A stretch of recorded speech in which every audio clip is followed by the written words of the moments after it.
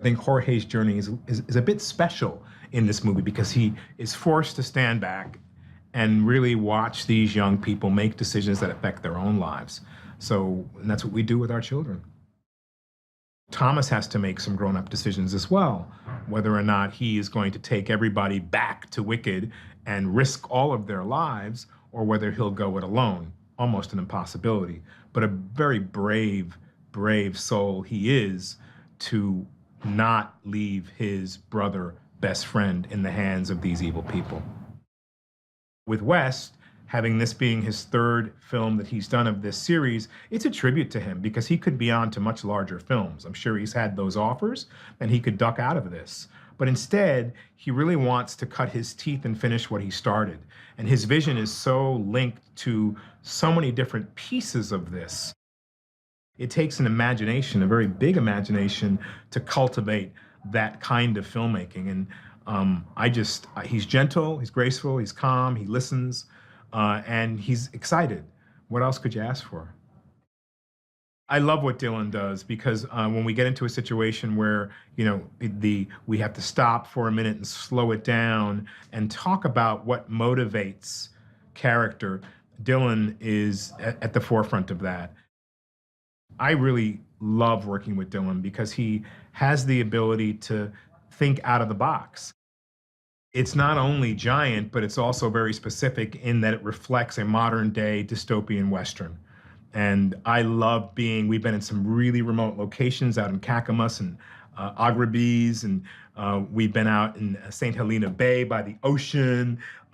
You really get taken away by the geography of where we're shooting this film in South Africa. But the trains that were shipped in and loaded off of trucks and put onto the train tracks and actually worked back and forth, it's unimaginable, the scale of the film, but it allows me as an actor to feel like there's really been not only thought put into things, and money invested, but real vision to be able to play on a big, grand scale. Here, we've had the ability to really, truly create and honor the script and honor all of our characters and still maintain the excitement and the big scale with which we're doing things. I get tickled, you know, when I can be in this berg today at the helm, you know, flying it, and I'm really up in the air. I can really see out. It's like I'm flying a spaceship. How amazing is that? When do you get a chance to do that in real life? This is the biggest movie in the series so far. I believe that we're doing our job well here, putting it together, and I think it's gonna, you know, far exceed the fans' expectations. They've been dying for this movie for a long time. Not only is our story the strongest in this film, I think the performances are the strongest as well, and I think the physical elements of the movie are grand. You have good versus evil. You have lives in the balance. You have people trying to do what's right.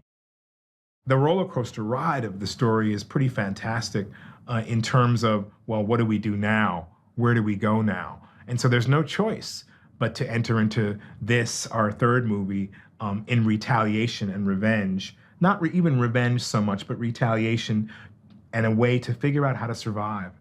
And once one of our own has been taken, we gotta go get them.